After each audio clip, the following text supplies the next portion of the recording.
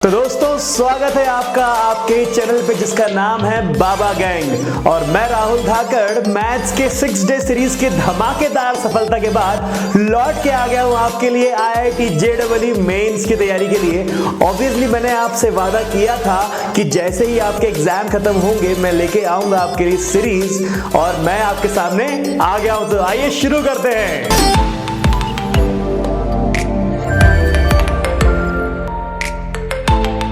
तो जैसे कि दोस्तों आपका अब मेंस का एग्जाम बहुत पास में है और मेरे हर एक दोस्त को ये एग्जाम देना जरूरी है, क्योंकि हमारी आगे की लाइफ मतलब हमारी कॉलेज लाइफ डिसाइड यही एग्जाम करने वाला है। तो मैं आपको कुछ बहुत ही अच्छी न्यूज देने वाला हूं कि पहले मतलब 2019 का जो आपका पहला एग्जाम हुआ है उससे पहले जब मैं ऑफलाइन क्लास में ये प्रोग्राम पढ़ाता था, IIT JEE के बच्चों को पढ़ाता था, तो मैं आपको साफ साफ बता रहा हूं, मैं उनको पहले ही दिन मतलब जब वो 10th पास करके 11th में मेरे पास 2 ईयर प्रोग्राम के लिए आते थे तो मैं उनको यही समझाता था कि बेटा 3 तरह की तैयारी आपको करनी है। पहली तैयारी होगी आपकी 12th बोर्ड के लिए, दूसरी तैयारी होगी आपके लिए मेंस के लिए, और तीसरी तैयारी होगी एडवांस के लिए। मैंने उनको पहले ही क्लियर कर दिया था कि आपको तीनों लेवल के लिए एक अलग तरह की प्रिपरेशन की जरूरत है। लेकिन अब इस साल से 2019 से जिस तरह का पेपर पैटर्न सेट कर दिया है, क्योंकि आपको पता होगा कि आजकल पहले का पैटर्न नहीं है, पूरा का पूरा पैटर्न चेंज हो गया है। दूसरे लोग, दूसरी एजेंसी, नेशनल टेस्टिंग एजेंसी जिसको एग्जाम करवा रही है, उसने पैटर्न को बहुत सिंपल कर दिया है। सिंपल इन द सेंस आपका मेंस का एग्जाम रहेगा बिल्कुल पास आपके 12th के एग्जाम से। अगर आप इस 12th के एग्जाम में अच्छे से तैयार थे, अगर आपको लगता है कि NCERT के कॉन्सेप्ट आपको अच्छी तरह समझ में आ चुके हैं, तो दोस्तों ये एग्जाम उन्हीं कॉन्सेप्ट को, उन्हीं बेसिक्स को टच करते हुए निकलेगा। जी हां, यही खास बात है इस IIT के एग्जाम की, और इसीलिए मुझे इस बार का पैटर्न बहुत पसंद आया है। तो मेरे हाथों को देख के आपको समझ में आ गया हो कि मैंने तो भैया होली खेली है, ठीक है। तो मैं आपसे भी ये उम्मीद करता हूं कि जितने भी ये फेस्टिवल आते हैं इनको एंजॉय करें आप, कितना भी बड़ा एग्जाम हो देना हो, क्योंकि आप इससे मोटिवेशन लेते हैं। आपने अपने आप को बूस्ट कर लिया, आपने अपने आप से पूरा बढ़िया होली खेल ली, सेलिब्रेट कर लिया। अब आप अपने आप से एक वादा करते हैं कि यार मैंने अब पूरा फेस्टिवल मना लिया है, मुझे अब पढ़ाई करनी है। तो जी हाँ दोस्तों, जिस तरह मैं ये वीडियो शूट कर रहा हूं, मैंने अपनी होली खेलने के बाद, अपना टाइम निकालने के बाद अपनी नींद से कॉम्प्रोमाइज कर रहा हूं। मैं नींद से कॉम्प्रोमाइज करने से मुझे हमेशा एक पॉजिटिव एनर्जी मिलती है कि हाँ, मैं अगर कुछ भी चीज अपने आप को बूस्ट करने के लिए करूंगा या कुछ भी चीज अपना टाइम वेस्ट करूंगा तो उसके बाद मुझे इसे कवर अप करना है। जी हाँ, मेरा अंदाजा आप समझ चुके हैं। अब मैं आपसे यही बोलना चाह रहा हूं इनडायरेक्टली कि आपने अगर होली खेली है, जी हाँ, बलम पिचकारी, अगर आपने पिचकारी मारी है, तो अब आपको आपकी रातें कॉम्प्रोमाइज करनी पड़ेगी, अपनी नींदें कॉम्प्रोमाइज करनी पड़ेगी, अपने सोशल नेटवर्क इंस्टाग्राम हो या फेसबुक हो वो कॉम्प्रोमाइज करने पड़ेंगे, आपको अपने दोस्तों से थोड़ा सा कटना पड़ेगा, क्योंकि आपने होली एंजॉय कर ली है। जी हाँ, मुझे पता है कि मेरे जितने मेरे दोस्त हैं, व्यूअर हैं, उन्होंने होली में अच्छे से एंजॉय किया है। तो आइए शुरू करते हैं मैथ्स की टेस्ट सीरीज। तो इस वीडियो में मैं आपको बताऊंगा कि किस किस तरह से आप अपने पेपर की तैयारी कर सकते हैं। मैं आपको बताऊंगा कि आप लोग इस बार कितने ज्यादा फायदे में हैं। मैं आपको बताऊंगा कि कितने टॉपिक से आप कितनी तैयारी करें, कितना टाइम दें उनको कि आप अच्छे से नंबर पा पाएं और आपका अच्छा स्कोर बन जाए। तो दोस्तों वैसे तो अगर आपके पास नेगेटिव लोग हैं तो आपको बोलेंगे कि IIT मेंस या एडवांस निकालना बच्चों की बात नहीं। तो ऐसा बोल सकते हैं कि भैया हारने वाले के लिए 100 रीजन खड़े हो जाते हैं, 100 एक्सक्यूज आ जाते हैं, लेकिन जीतने वाले को सिर्फ एक रीजन चाहिए कि हाँ मुझे जीत चाहिए। मैं आपको बता दूं कि जब 2007 में मैंने अपना 12th पास किया था, तब जो सिनेरियो था IIT का और अब क्या सिनेरियो है IIT का, और क्या सिनेरियो है अच्छे कॉलेज पाने का, उसमें कितना डिफरेंस है। तो बात करते हैं 2007 की, जब मैंने 12th अपीयर किया था। 12th जब मैंने अपीयर किया था तब 16 लाख एस्पिरेंट थे आपके IIT के। जी हाँ, 16 लाख बच्चों ने IIT का फॉर्म भरा था, और उन 16 लाख पर मेरे ख्याल से शायद 7 या 8 IIT थे और 10 से 11 NIT थे। सोचिए आप, 16 लाख लोग और 7 IIT और 11 NIT।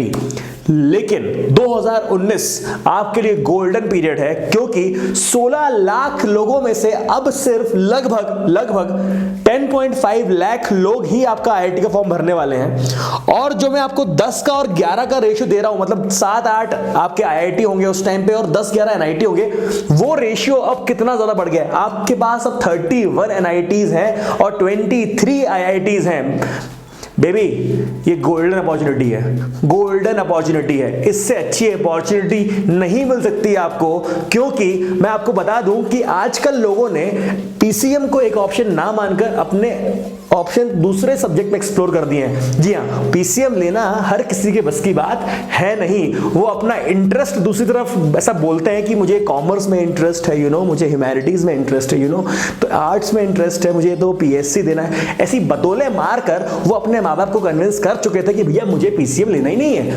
क्यों नहीं लेना भैया, आप भी जानते हो, हर किसी के बस की बात नहीं है भाई अपना पीसीएम। हाँ या ना दोस्तों? जी हाँ। तो जब किसी के बस की बात नहीं है और हमने ये पीसीएम ले लिया है, तो भैया हम राजा हैं। जी हाँ, हम राजा हैं और हमको ये सपना देखना है। दोस्तों, आपकी तैयारी अगर बहुत अच्छी है ना, तो एडवांस तो आपका है, ठीक है। लेकिन अगर आपको लगता है कि शायद कहीं बोर्ड्स के चक्कर में आपने एडवांस की तैयारी नहीं करी या आपने प्रॉपर कोचिंग नहीं करी, चाहे कोचिंग करी भी है और आपको लगता है कि आप इतना आउटपुट नहीं दे पा रहे हैं, तो लेकिन दोस्तों, मेंस तो आपके लिए ही बना है। मेंस को अपना सपना बना के ही छोड़ना, क्योंकि मेंस में भी अगर आपका स्कोर आ जाएगा तो वो स्कोर कार्ड 10 जगहों पे काम आएगा। मैं ये नहीं बोल रहा हूं कि आपको एनआईटी मिले या आईआईटी मिले तो ही जिंदगी है, इसके बाहर भी आपका मेंस का स्कोर कार्ड 10 जगह काम आएगा। मैं एक वीडियो बनाने वाला हूं वैसे कि आपको मेंस के स्कोर कार्ड से या आपको क्या करियर अपॉर्चुनिटी मिल सकती है 12th के बाद, इसका पूरा प्रॉपर वीडियो बनाऊंगा मैं। लेकिन अभी मैं आपको बताऊं कि अभी मौका है तैयारी करने का, तो मैं आपको बता दूं कि अगर आपने आईआईटी के मेंस के एग्जाम में एक डिसेंट स्कोर खड़ा कर दिया तो लाइफ बन गई, ठीक है। और ये आसान है, क्योंकि मैंने आपको अभी गुड न्यूज दी कि भैया 12th के पेपर से पास होते होते उसको टच करते करते गुजरने वाला है आपका पेपर। आप जिसे लौट के आएंगे पेपर देकर, मैं आपको गारंटी दे रहा हूं कि आप मेरे कमेंट बॉक्स में इस चीज पे लाइन लगा देंगे कि हाँ सर, हमने नहीं पढ़ा था आईआईटी कोचिंग में, लेकिन हमने अपने कॉन्सेप्ट एनसीईआरटी से क्लियर किए थे, हमने अच्छे से अपना 12th बोर्ड दिया था, हमको पूरे स्कोर की उम्मीद थी 12th में बोर्ड में, तो आज इस बार का जो पेपर रहेगा वो भी हमारे बिल्कुल क्लोज रहेगा। तो दोस्तों, आप लोगों को बिल्कुल पॉजिटिव एनर्जी डालकर अब एक एक दिन काउंट कर कर, एक एक घंटा काउंट कर कर, हर मिनट काउंट कर कर आपको मेहनत करनी है, क्योंकि कुछ भी बड़ी बात नहीं है। मैं आपको अब देने वाला हूं किस वेटेज से कौन सा चैप्टर रिलेट कर रहा है, इस हिसाब से आप पूरी तैयारी का अपना एक प्रोसीजर बना पाएंगे। और फिर उसके बाद रहेगी मेरी टेस्ट सीरीज। मैं उसको टेस्ट सीरीज नहीं बोलूंगा, मैं उसको एक प्रैक्टिस सीरीज बोलूंगा, क्योंकि मैं इसमें आपको नंबर ऑफ क्वेश्चन थोड़े ज्यादा देने वाला हूं ताकि आप इस पे वर्कआउट कर पाए। उससे पहले मैं आपको यह बताना चाहूंगा कि पेपर 1 और पेपर 2 दो पेपर के नाम पर आईआईटी मेंस बनता है। बेसिकली जो कन्वेंशनल हमारा चलता आ रहा है एक आइडियोलॉजी, उसके अकॉर्डिंग लोग सिर्फ और सिर्फ कोशिश करते हैं पेपर 1 देने की, पेपर 2 का फॉर्म भरते भी नहीं है। अगर आपने पेपर 2 नहीं भरा है तो मैं उसके बारे में कोई कमेंट नहीं करना चाहूंगा, लेकिन अगर आपने पेपर 2 भरा है दोस्तों, आपका मेंस निकले या ना निकले वो एक अलग चीज है, लेकिन आप इतने दिनों में पेपर 2 की तैयारी अगर किसी से करवा लो, या फिर YouTube ही, YouTube बादशाह है यार आज का, YouTube कल का तो सरताज है, आज का बादशाह है, लेकिन आप YouTube से ही अगर आप पेपर 2 की तैयारी किसी चैनल पे जाकर कर लो तो आप लिटरली इन 10-11 दिन में ही अपनी तैयारी पेपर 2 की भी कर सकते हो। आर्किटेक्चर कोई बुरा नहीं है, बहुत स्कोप है आर्किटेक्चर में, ना ही सिर्फ इंडिया में, फॉरेन में भी आर्किटेक्चर की बहुत डिमांड है। और इंडियंस की डिमांड कहां नहीं है यार, आधे देश की इकोनॉमी अपन इंडियन चलाते हैं, बाप है अपन, ठीक है ना। तो आप आर्किटेक्चर में अगर आप जाते हो तो बहुत अच्छे स्कोप है, लेकिन बिना तैयारी के आपका बी आर्क नहीं निकलेगा। आपको जितनी तैयारी मेंस में करनी थी उतनी तैयारी आर्क में नहीं करनी है। आपको आर्किटेक्चर में सिर्फ कुछ प्रॉपर फंडे हैं, कुछ एप्टीट्यूड रीजनिंग के क्वेश्चन आते हैं, कुछ मैथ्स के क्वेश्चन आते हैं, वो आपसे बन जाएंगे। कुछ एक ड्राइंग वाला पेपर होता है, उसमें आपको ड्रॉ करना पड़ता है, वो ड्रॉ आपसे नहीं बनेगा अगर आप बिल्कुल आंख बंद कर चले गए। लेकिन अगर आप इन 8-10 दिनों में कुछ स्केच देख लिए, कुछ मॉड्यूल देख लिए, जिससे कि आप उस तरह के स्केच, किसी एंगल पे स्केच रहते हैं, कुछ शेडो रहती है, वो एलिवेशन रहता है, प्रोजेक्शन रहता है, वो सब चीजें अगर आपने देख ली, बहुत आसान तरीके से आप पेपर 2 में हिट कर सकते हैं। उससे पहले आप देखते हैं अपना, जी हाँ, कितना वेटेज है कितने चैप्टर का। तो दोस्तों शुरू करते हैं। पेपर 1 में आपके पास किस टॉपिक से कितना वेटेज आने वाला है, नंबर ऑफ क्वेश्चन आप लोग निकाल लीजिएगा। टोटल नंबर ऑफ क्वेश्चन का परसेंटेज लिख रहा हूं मैं आपको। अलजेब्रा की अगर बात की जाए आपसे, तो अलजेब्रा का काउंट रहेगा 37%। जी हाँ, ऑब्वियसली इसमें 11 टॉपिक आते हैं, जैसे कि sets, quadratic equation, complex number, sequence and series, binomial theorem, PNC, permutation combination, probability, determinant, matrices, statistics, logical reasoning. लेकिन इन टॉपिक्स में अगर आपने 12th में ही मेहनत कर ली है तो अब आपको मेहनत कम करनी है, क्योंकि मैं आपको बता दूं कि अगर मैं शुरुआत करूं नीचे से, लॉजिकल रीजनिंग, स्टैटिस्टिक्स, ये 2 टॉपिक आपको एक क्वेश्चन तो मिनिमम हर बार देने ही देने हैं। मैट्रिसेस, डिटरमिनेंट, दोनों मिला के 3 क्वेश्चन भी आपको दे सकते हैं, जो कि आपको 12th में सबसे अच्छा टॉपिक लगता था। जी हाँ, इन नीचे के 4 टॉपिक में कोई भी हेरा फेरी आईआईटी वाले नहीं कर सकते। तो याद रखिएगा, शुरुआत आपको इन 4 टॉपिक से ही करनी है अगर आप तैयारी की बात कर रहे हैं तो। उसके बाद प्रोबेबिलिटी में आप फंस सकते हैं, लेकिन कम से कम इतना क्वेश्चन तो कर लें कि आपके एनसीईआरटी के सारे कॉन्सेप्ट कवर हो जाएं। ठीक है, बहुत ज्यादा तैयारी करने पे जाएंगे तो कुछ भी नहीं कर पाएंगे।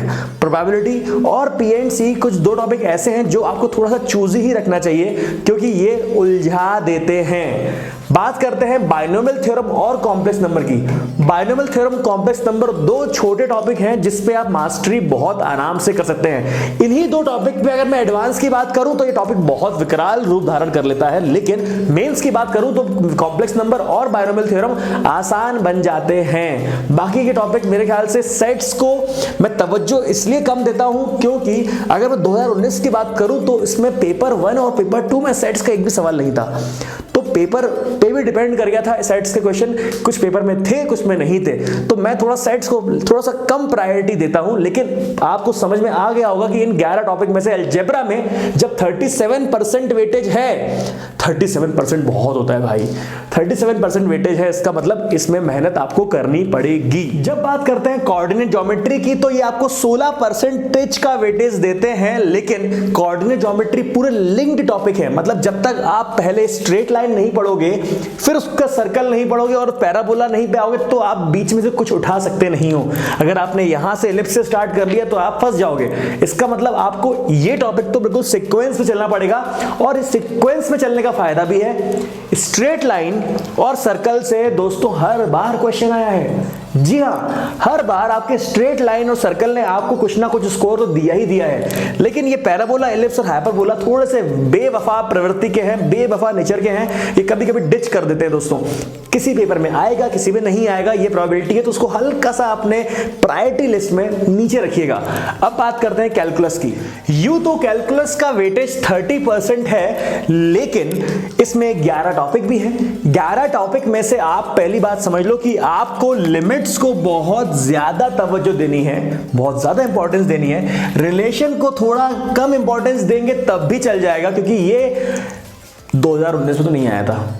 और अगर उसके पहले की बात करूं मैं, तो ये आपको बार बार धोखा देता है। इसलिए रिलेशन को आप चाहे तो छोड़ सकते हैं अगर आपको थोड़ा थोड़ा बेसिक नॉलेज है तो। उसके बाद अगर बात करें अगले वाले की, तो आप यहां पर देखिएगा एप्लीकेशन ऑफ डेरिवेटिव और यहां पर डेफिनेट इंटीग्रेशन। यहां से तो मैं आपको गारंटी लिख के दे रहा हूं कि भाई ये 3 topic, limits, application of derivative और डेफिनेट इंटीग्रेशन का आपके पेपर में क्वेश्चन आने वाला है इस बार। तो आप लोगों को तो ये तैयारी अच्छे से रखनी है। बाकी टॉपिक आप चाहें तो यहां पर एप्लीकेशन ऑफ इंटीग्रल में जो क्वेश्चन आते हैं वो सॉल्व कर लीजिएगा अच्छे से। बाकी आप अपनी प्रायोरिटी उसके अलावा खुद डिसाइड करेंगे।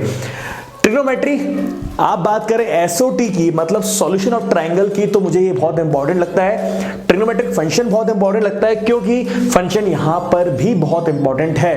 मेरे ख्याल से आपने अगर फंक्शन पढ़ा है अच्छे से तो फंक्शन आपको समझ में आ गया होगा कि ये छोटा मोटा टॉपिक नहीं है, इसमें आपको बहुत डेप्थ नॉलेज की जरूरत पड़ती है ग्राफ की। ग्राफ आ गया ना भाई, तो ये क्वेश्चन आप देख के मारोगे, देख के ऐसे। हाँ, तो ये आपके 4 टॉपिक आते हैं जिसका वेटेज 7% है। Trigonometry is of 7% weightage. उसके बाद अगर बात करें तो वेक्टर एंड 3D की बात करेंगे। वेक्टर एंड 3D में आपके पास हर साल 3 सवाल तो आने ही आने हैं, तो वेक्टर 3D को बिल्कुल भी आप कम मत करिएगा। वेक्टर 3D तो आप चाहे तो शुरुआत में उठा के बैठ जाइएगा, ये आपको हर बार 3 क्वेश्चन तो कम से कम नंबर देने ही वाले रहते हैं। तो दोस्तों मेरे ख्याल से ये जो मेरी कोशिश थी कि आपको मैं मोटिवेट कर रहा हूं, मैं आपको बोल रहा हूं कि भैया आपको बोर्ड के करीब पेपर मिलने वाला है, बोर्ड के करीब मिलने वाला है, तो ये मत सोचिएगा कि राहुल सर यार ऐसे ही बोल रहे हैं, बाबा आप ऐसे ही बोलते हो मोटिवेट करने के लिए। मैं कह नहीं भाई, मेरा क्या जा रहा है मोटिवेट करने से यार, मैं तो चाह रहा हूं कि आप पढ़ाई कर लो, आपको पेपर देख के मजा आए। ये मेरी बोर्ड में कोशिश थी, यही मेरी कोशिश आज है। लेकिन मैं आपको बिल्कुल सीरियसली बोल रहा हूं कि आप बर्डन मत लीजिएगा अगर आपकी तैयारी बहुत स्ट्रांग नहीं है तो। मेंस का पेपर आपके एनसीईआरटी कॉन्सेप्ट पर बेस्ड आता है, इस बार भी वही आएगा। नेशनल टेस्टिंग एजेंसी ने ये चीज डिक्लेयर भी करी है कि questions will be completely based on topics given in NCERT. बहुत स्ट्रेट फॉरवर्ड उन्होंने बोला है और उन्होंने मेंस को बहुत ही सिस्टमैटिक डिजाइन किया है। पिछले जो मेंस के पेपर थे और इस बार 2019 का जो से पेपर आया और जो उन्होंने सैंपल पेपर वेबसाइट पे डाल रखे हैं, उसके अकॉर्डिंग मुझे बहुत ज्यादा उम्मीदें हो गई हैं कि हमारा एजुकेशन सिस्टम बहुत अच्छी डायरेक्शन में जा रहा है। तो दोस्तों इस वीडियो के लिए इतना ही। मैंने कोशिश करी है कि आप लोगों को मैं मेंस के थोड़ा सा और लुभावने तरीके से पेश कर पाऊं। तो अगर मेरी कोशिश सक्सेसफुल है तो कमेंट बॉक्स में अपने कमेंट करिए। दोस्तों तैयारी करते रहिए, मेरी आपको सीरीज अगले वीडियो में मिलने वाली है। तो दोस्तों नीचे की सीरीज जो कि फुल्ली सॉल्व्ड है वो मिस मत करिएगा। मेरे पेपर आपको बहुत ही ज्यादा मोटिवेट करने वाले हैं। तो मिलते हैं अगले वीडियो में, तब तक के लिए बाबा जी की तरफ से नमस्कार।